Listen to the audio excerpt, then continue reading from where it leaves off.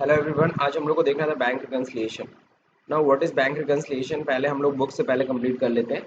अब देखो इसमें दे रखा है क्या, bank reconciliation reports provide information regarding to the causes of difference between the bank account and bank statement balance. यानी हमारा देखो, हर कंपनी अपना क्या करती है, कैश बुक मेंटेन करती है। अब हम लोग जाहिर सी बात है, हम लोग बिजी में इतनी एंट्री मारे हैं कैश की और बैंक की, तो हम अपना बैंक बुक देख सकते हैं।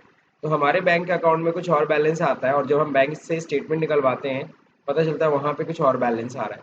तो हम दोनों के बैलेंस में क्या डिफरेंसेस है, इन्हीं डिफरेंसेस को मिलाने को ही हम लोग क्या कहते हैं, बैंक रिकन्सिलिएशन।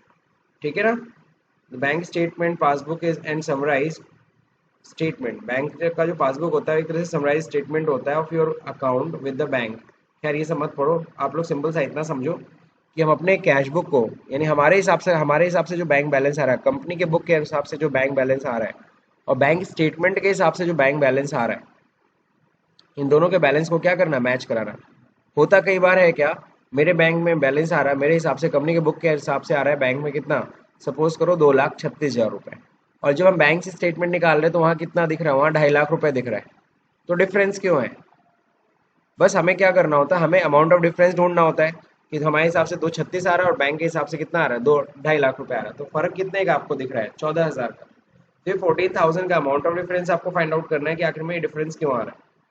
तो मे भी रीज़न ये हो सकता है कि हमने किसी को चेक काटा 14,000 का, उसने अभी तक बैंक से निकाला नहीं है, इसलिए बैंक से माइनस नहीं हुआ। मैंने तो माइनस कर लिया, मैंने तो जैसे ही चेक दिया उसने माइनस नहीं किया। कई बार ऐसा उल्टा होता है, मेरे में 2.5 लाख दिखा रहा है, बैंक में जब जाके देख रहा हूँ तो वहाँ 2,36,000 दिख रहा है। तो ऐसा कैसे होता है कि कई बार ऐसा भी होता है कि कई बार कि कोई इंस्टॉलमेंट मेरा था, ईएमआई मेरा कट गया, मुझे पता नहीं चला, तो मैंने अपने कंपनी के बुक्स में नहीं रिकॉर्ड किया। ईएमआई था मान लो कोई मेरा, तो ईएमआई तो हर महीने के जैसे ही बैंक से होता है, बैंक से ऑटोमेटिक क्या हो जाता है, कट जाता है। तो हम जब स्टेटमेंट निकालेंगे तब ना हमें पता चलेगा। तो आपको ये 14,000 का डिफरेंस आ क्यों रहा है, इसी के बारे में जानना है। अगर 14,000 का डिफरेंस आपको अगर पता चल गया तो हो गया बैंक रिकन्सिलिएशन। अगर ये 14,000 का डिफरेंस नहीं पता चल रहा है तो यानी बैंक रिकन्सिलिएशन नहीं हुआ है। ठीक है। सॉल्व द बिजी में कैसे बैंक रिकन्सिलिएशन करते हैं, तो ये तो बैंक रिकन्सिलिएशन की थ्योरी थी। तो इसको देखने के लिए सबसे पहली चीज तो to view the bank reconciliation report display में बैंक रिकन्सिलिएशन में जाके click on show uncleared entries देखनी है। सर अनक्लियर्ड एंट्री, अनक्लियर्ड या अनक्लियर्ड बोलते हैं उसको, अनक्लियर्ड लिख दिया। अनक्लियर्ड एंट्रीज का मतलब क्या होता है, यानी कि जो हमने सपोज करो चेक हमने काटा बट सामने वाला बैंक से अभी तक क्लियर नहीं किया, इसका मतलब अनक्लियर्ड हुआ हो ना वो। या फिर मैंने बैंक में चेक जमा कर दिया है बट अभी तक बैंक में पैसा मेरा आया नहीं है उस चेक का, तो भी तो अनक्लियर्ड ही बोलेंगे। ऐसे अनक्लियर्ड चेक की वजह से ही क्या नहीं होता है, हमारा बुक्स और बैंक के बुक्स में क्या होता है, डिफरेंस आता है। ठीक है ना। बस उसे हमें फाइंड आउट करना है। कब से कब तक का कर रहे हैं, 1 4 से 2। तो चलिए आते हैं, हम लोग क्या करते हैं, हम लोग बिजी ओपन कर लेते हैं। बिजी में हमारी कंपनी ऑलरेडी खुली हुई है, तो यहाँ पे हम आएंगे कहाँ पे, तो यहाँ पे देखो, सॉरी कहा था डिस्प्ले में बैंक रिकन्सिलिएशन, तो डिस्प्ले में ये देखो कहीं होता है बैंक रिकन्सिलिएशन होता है। तो अगर आप नीचे आओगे, बैंक रिकन्सिलिएशन यहाँ डायरेक्ट नहीं दिया है, अकाउंट्स बुक में जाना पड़ेगा। Display bank reconciliation. Okay so देखिए यहाँ पे डिस्प्ले में हमें दिख नहीं रहा है बैंक रिकन्सिलिएशन, और दिख क्यों नहीं रहा है, क्योंकि इसे इनेबल करना पड़ेगा। हम लोग फीचर्स कॉन्फ़िगरेशन में जाएंगे, फीचर्स एंड ऑप्शन में जाएंगे, यहाँ पे अकाउंट्स में जाएंगे। यहाँ पे देखो होता है ना, दो चीज़ होती है, तो लेजर रिकन्सिलिएशन होता है, इसको नहीं, हमें बैंक रिकन्सिलिएशन को ऑन करना है। यहाँ पे टिक कर दीजिए और फिर F2 करके क्या कर लीजिए, सेव कर लीजिए। ओके जैसे इसको हमने सेव किया फाइनली, अब देखो रिकन्सिलिएशन डिस्प्ले में दिख जाएगा। डिस्प्ले में अगर आप जाके देखो तो यहाँ पे अलग से एक बैंक रिकन्सिलिएशन का एक कॉलम आ रहा है, और बैंक रिकन्सिलिएशन पे जैसे आप इंटर करते हो यहाँ पे कहता है show all entries, show uncleared entries, show cleared entries, reconciliation statement. यहाँ देखो साफ साफ कहा था किस पे जाना है, शो अनक्लियर्ड एंट्रीज पे जाना था। तो यहाँ पे हम जाएंगे शो अनक्लियर्ड एंट्रीज पे। अब पूछेगा किस बैंक का देखना है, तो हमें स्टेट बैंक ऑफ इंडिया का देखना है। 1 4 से कब तक का देखना है, 30 अप्रैल तक का देखना है। सही है। तो एंट्री स्टेटस ऑन ठीक है 1 मई, बाकी नेम ठीक है। शॉर्ट नरेशन दिखे कि ना दिखे, शॉर्ट नरेशन किस लिए होता है, चेक बुक के लिए, चेक नंबर के लिए होता है, ऑन कर लो। तो ये सारे देखो हमें दिख रहे हैं, क्लियर, ये सारे एंट्रीज दिख रहे हैं। और अगर हम लोग बुक में देखेंगे ना, बुक में भी देखो यहाँ पे दिख रहा है। सही है, पेमेंट रिसीट, क्लियर। अब यहाँ पे देखो पेमेंट रिसीट दिख रहा है, यहाँ पे ये चेक जो काट के दिया है, देखो यहाँ पे क्या है, ये पेमेंट है। अब हमने ये काट के दिया है 5,000 रुपये 1 अप्रैल को, 1 अप्रैल को, लेकिन बैंक से निकला कब है, तो बैंक से जिस दिन निकला बस वही एंट्री डालनी है, क्लियरिंग एंट्री डालनी है। क्लियरिंग डालते ही आपका बैंक रिकंसाइल होने लगेगा। लिखा भी है, select the entry and press F4 to display the feed clearing date. Clearing date बस तुम्हें डालनी है, ठीक है ना। और फिर क्या करना है, एंटर करके उसे सेव करते चले जाना है। After fitting clearing date, feed clearing date entries window. चलिए ठीक है, तो यहाँ तक समझ गए। अब सपोज करो हमने 1/4 को हमने जो चेक काटा था ना एडवर्टीजमेंट का 5,000 रुपये, अब इसमें देखो क्लियरिंग करने के लिए क्या करना है, F4 दबाना है। क्या दबाना है, F4 जैसे दबाते हैं पूछता है इसका क्लियरिंग डेट क्या है। बात समझे। तो क्लियरिंग डेट 1/4 को तो हमने दिया था चेक, सपोज करो सामने वाले ने निकाला कब, 5/4 को। कब पैसा निकाला, 5/4 को क्लियरिंग हुई बैंक से। क्लियरिंग फुल वाउचर, यस हो गया ना। अब देखो यहाँ पे क्लियरिंग डेट आता जा रहा है, आ रहा है ना क्लियरिंग डेट, यानी हमने चेक काट के दिया 1/4 को, निकला कब बैंक से। समझ गए कि नहीं समझ गए। अब इसी तरीके से आगे बढ़ते हैं हम लोग, F4। और यहाँ पे देखो क्या है, हमने ये जो पेमेंट किया था एडवर्टीजमेंट का अगेन 4,000 रुपये, ये कब पेमेंट किया था, 1/4 को। इसका पैसा कब निकला है, इसका पैसा निकला है मान लीजिए 6 अप्रैल को। Clearing full voucher 0। तो यहाँ तक हम लोग का हो गया सपोज, है ना। देखो यहाँ पे लिखा भी है नीचे shortcut, F4 for clearing entry, F2 date change करने के लिए, है ना। तो ये हो गया, मान लीजिए हमने F2 करके ना इसको सेव कर लिया। अभी तक इतना ही हमने भरा हुआ है, ओके किया, बाहर आते हैं। अभी देखो 2 हो गया रिकनसाइल, तो वो चले गए ना यहाँ से। अब अनक्लियर्ड में इतने ही रह गए ना। अब तुम अगर तुम अपना बैंक स्टेटमेंट देखोगे, रिकंसिलिएशन स्टेटमेंट अगर तुम चेक करो, किसका, स्टेट बैंक ऑफ इंडिया का, कब से कब तक का, 1/4 से 30/4 तक का।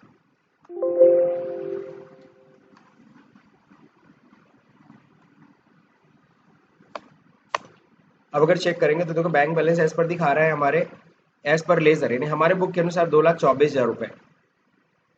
Bank balance as per ledger हमारे बुक के अनुसार 224 है। और बैंक में कितना दिखा रहा है, एक्चुअल बैंक बैलेंस कितना आ रहा है, 2,41,000। बैंक में 2,41 आ रहा है, हमारे हिसाब से 224 है, क्योंकि हमने और भी कई पेमेंट किए लेकिन अभी तक वो बैंक से निकला नहीं है। यहाँ देखो, check deposited but not cleared, इस पर डबल क्लिक करोगे अगर तो दिखाएगा ये विशाल वाला, और ये हमने देखो पेमेंट कर दी लेकिन अभी तक बैंक से क्लियर नहीं हुआ है। और ये देखो चेक इशू, ये चेक डिपॉजिट, सॉरी डिपॉजिट किए बट अभी तक बैंक में खाते में पैसा नहीं आया। हमने तो बैंक में प्लस कर दिया है लेकिन बैंक में एग्जैक्टली प्लस नहीं हुआ है। और यहाँ देखो चेक इशू, चेक हमने काट के दिया है बट अभी तक बैंक से क्लियर। ये देखो ब्यूरियल को और इनको हमने TDS का पेमेंट इतना हमने किया लेकिन अभी तक बैंक से पैसा निकला नहीं है। तो क्लियरिंग डेट, अगर क्लियरिंग डेट डालेंगे सब दोनों का ही तो देखना रिकंसाइल हो जाएगा। यहीं से बैठ के तुम लोग डाल सकते हो क्लियरिंग, इंटर मारे यहीं से क्लियरिंग डाल दे, F4 यहीं से डाल देते हैं कि ये जो रिसिप्ट हुआ था विशाल उद्योग वाला, 2/4 को जमा किए थे बैंक के खाते में मेरे 10 तारीख, हम लोग 10 को जमा किए थे और 10 को खाते में पैसा आ गया। हो गया क्लियरिंग। ये वाला कंट्रा जो कैश क्या किए थे, कैश हम लोग बैंक में जमा किए थे, तो जिस दिन जमा किए थे उसी दिन जमा हो गया होगा ना, 3 तारीख को किए थे 3 तारीख को ही जमा हो गया। ओके हो गया। अब बाहर आ जाइए, अच्छा सॉरी, अब देखो यहाँ से गायब ना, ओके करिए F2। अब देखो यहाँ से गायब हो गया कि नहीं गायब हो गया। बाहर आके आप फिर से भी एंटर कर सकते हो। अब कितने का डिफरेंस आ रहा है, 266, देखो 224 और 266, यानी इन दोनों के बीच में कितने का फर्क आ रहा है, 42,000 का। ये 42,000 का गैप है, तुमको जानना है 42,000 रुपये क्या है, एंटर करके देख लो। ये 2 पेमेंट किए लेकिन बैंक से निकला नहीं है, इसीलिए बैंक में ज़्यादा दिख रहा है ना। मैंने तो माइनस कर दिया था 42,000 रुपये, इसीलिए कम दिख रहा है मेरे में 224। अब इन दोनों को भी क्लियरिंग कर दूँ कि हाँ यार, ये जो 10/4 को हमने ब्यूरियल को पेमेंट किया था, F4 दबाइए, ये 10/4 का पैसा कब निकला था, मान लो 15/4 को। कब निकला था, 15/4 को निकल गया था फुल। ये अब ये वाला पेमेंट TDS का, अगर मैं देखो अब इतना ही बस करता हूँ, F2 करके सेव। अब बाहर आता हूँ, यहाँ पे भी क्या करूँगा, F2 करके सेव। अब 4200 का बस दो डिफरेंस आ रहा है ना। अब देखो इसमें कितना हो गया, 228,200, और यहाँ पे कितना आ रहा है, 224। कितने का फर्क है, 4200 का, ये फर्क है। तुमको फर्क भी दिख रहा है और उसका रीजन एंटर करोगे तो रीजन भी दिखेगा। ये देखो रीजन है, TDS का पेमेंट किया था, अभी तक गवर्नमेंट के खाते में लग रहा है ना, गवर्नमेंट ने पैसा विड्रॉ नहीं किया, जो भी है जमा नहीं हुआ, सॉरी एंट्री नहीं देखना है आपको, इंटर करना है, यहीं पे आपको F4 दबाना है और F4 करते ही क्या कर देना है, क्लियरिंग डेट। मान लो सेम डेट क्लियरिंग हो गई थी, क्लियरिंग डेट आ गया ना, फिर से करो, ठीक है क्लियरिंग हो गई है, बाहर आइए, फिर यहाँ पे F2 दबाइए, कोई अब फर्क नहीं है। अब देखो दोनों का क्या हो गया, बैलेंस इक्वल हो गया। अब बात समझ में आई नहीं, कितना बढ़िया है, कितना बढ़िया स्टेटमेंट बैंक रिकंसिलिएशन कर रहे हैं। अब देखो कंपनी के बुक का जो ऊपर जो किसका दिखा रहा है, कंपनी के बुक के हिसाब से बैलेंस कितना आ रहा है, और ये कितना है बैंक स्टेटमेंट में कितना बैलेंस दिख रहा है, अब दोनों क्या हो गया, इक्वल। समझ गए? तो दोनों तरीके से कर सकते हो। मेरे ख्याल से बैंक रिकंसिलिएशन आप लोगों को समझ में आ गया। और इसी तरीके से हमें किस में करना है, असाइनमेंट पे भी करना है। तो अभी हम लोग तुरंत क्या करते हैं, यहीं पे असाइनमेंट भी हम लोग ओपन कर लेते हैं। तो असाइनमेंट में हम लोग याद है 5वां असाइनमेंट कर रहे थे, और 5वें असाइनमेंट में हम लोग को क्या करना था, बैंक रिकंसिलिएशन ही रह गया था। और यहाँ देखो सबकी क्लियरिंग डेट दी हुई है, क्या दे रखा है, क्लियरिंग डेट। तो यहाँ पे दे रखा है company receive a bank statement on 13 April, reconcile HDFC bank book as per the following statement. यहाँ पे रिकंसाइल करने के लिए कह रहा है, हम लोग ने 4 एंट्री तक TDS वाली कर ली है। लास्ट 17 नंबर वीडियोस में हम लोगों ने कंप्लीट किया, 5वां क्वेश्चन रह गया था बैंक रिकंसिलिएशन का। तो चलिए आज कर लेते हैं हम लोग। उसके लिए हमें अपनी कंपनी ओपन करनी होगी, तो कंपनी को फिलहाल क्या है, यहाँ क्लोज करते हैं और हम अपनी कंपनी ओपन करते हैं, कौन सी, सिग्नोटेक वाली, ठीक है। अभी 1 2 3 4 ओपन हो जाएगा। अब देखो यहाँ पे रिकंसिलिएशन के लिए कहाँ जाएंगे, डिस्प्ले में। अब जाए तो रिकंसिलिएशन मिलेगा नहीं यहाँ पे, हमें जाना है, हाँ, कॉन्फ़िगरेशन में, फीचर एंड ऑप्शन में, और यहाँ पे अकाउंट्स में जाना है, और यहाँ पे क्या करना है, बैंक रिकंसिलिएशन को क्या कर देना है, ऑन कर दीजिएगा, F2 करके सेव। सेव जैसे ही करेंगे अब आपके डिस्प्ले में ऑप्शन आने लगेगा, यहाँ पे बैंक रिकंसिलिएशन है। सो अनक्लियर्ड एक साथ देखना चाहते हैं सारे अनक्लियर्ड वाले, इस बैंक का देखना चाहते हैं, HDFC बैंक का, 1 अप्रैल से 30 अप्रैल तक का पूरा देखिए दिख रहा है, इतना ज़्यादा है।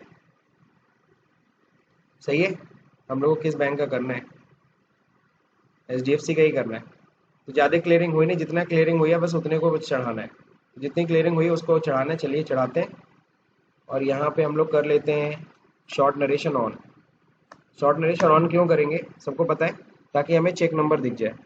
यहाँ देखो चेक नंबर दिख रहा होगा, तो जो भी चेक नंबर, अगर हम लोग ने एंट्री करते समय चेक नंबर सही से डाला होगा तब तो यहाँ पे आएगा, और अगर एंट्री करते समय अगर हम चेक नंबर सही नहीं डालेंगे तो यहाँ पे नहीं आया होगा।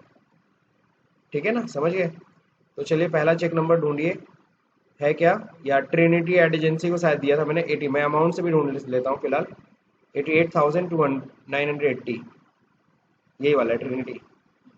अब 88,200 दिखा रहे हैं, आप चेक नंबर मिला लो, 153007, 153007 सही है ना, यही चेक नंबर है।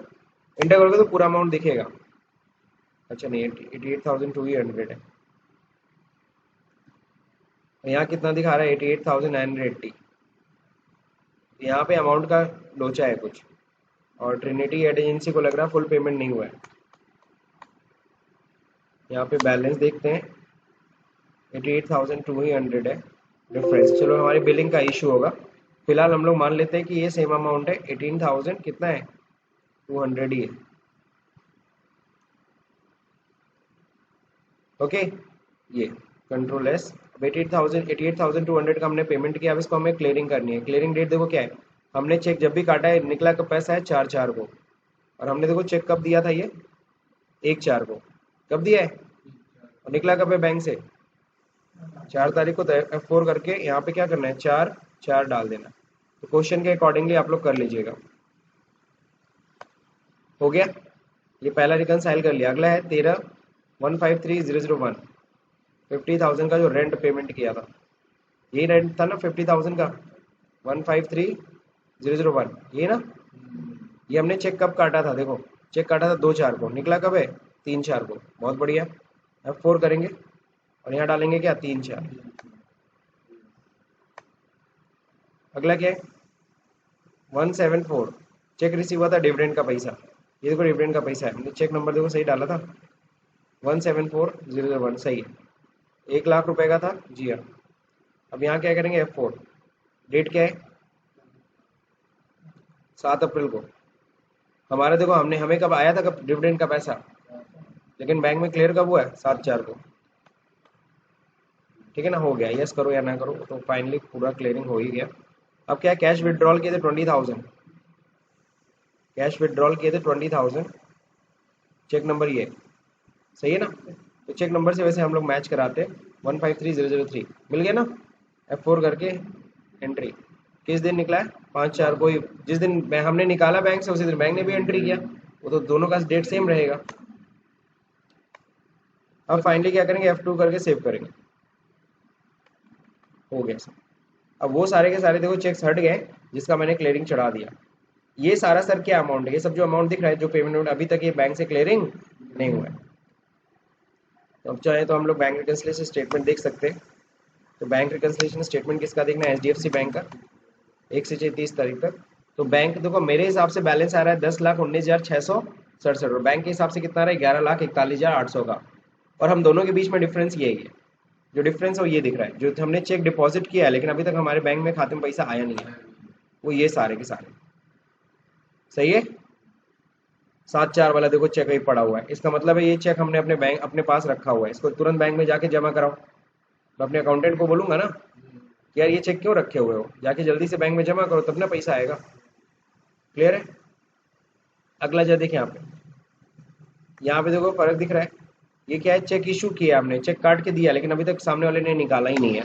अब सामने वाले नहीं निकाला तो अब उसके लिए मैं नहीं कुछ कर सकता ना, मैं जबरदस्ती नहीं ना उसको बोलूंगा जाओ जाओ बैंक में जमा कर दो, वो जब निकालेगा देखा जाएगा, और ये जब निकालेगा तो हमारे इस बैंक स्टेटमेंट में रिफ्लेक्ट कर जाएगा। तो बैंक स्टेटमेंट से देख करके हम एंट्री रिकॉर्ड कर लेंगे। बस हमारे पास चेक नंबर शॉर्ट नरेशन में लिखा करिए आप लोग। अगर शॉर्ट नरेशन नहीं लिखोगे ना, चेक नंबर नहीं लिखोगे तो यहाँ पे आएगा नहीं है। सो मेरे ख्याल से बैंक रिकन्सिलिएशन सबको समझ में आ गया, ठीक। तो इतना ही क्लियरिंग हुआ है, तो इतना ही बस हम डालेंगे, जबरदस्ती सारा नहीं क्लियरिंग कर देंगे, जितना बैंक स्टेटमेंट में दिख रहा है बस उतनी क्लियरिंग करिए। बाकी TDS रिपोर्ट देखने के लिए ये सब तो ऑलरेडी हम लोग कर चुके हैं, रिकन्सिलिएशन स्टेटमेंट भी आप लोग देख लिए है ना। अब क्या है, अगला असाइनमेंट है ये असाइनमेंट नंबर 6, जिसमें हम लोग पढ़ेंगे क्या, ये सब बोम बिल्स ऑफ मटेरियल, जैसे हम लोग टैली में पढ़े थे, कोई चीज़ मैन्युफैक्चर कर रहे थे तो वो सारा चीज़ें अब हम लोग को यहाँ पे भी देखना है। तो बोम फंक्शन हम लोग कब पढ़ेंगे, नेक्स्ट डे। तो मेरे ख्याल से आज का वीडियो आप लोग को समझ में आ गया। अगर वीडियो समझ में आ गया तो इसको लाइक करिए, शेयर करिए, सब्सक्राइब बटन दबाना भले भूल जाइए। Thank you for watching this video.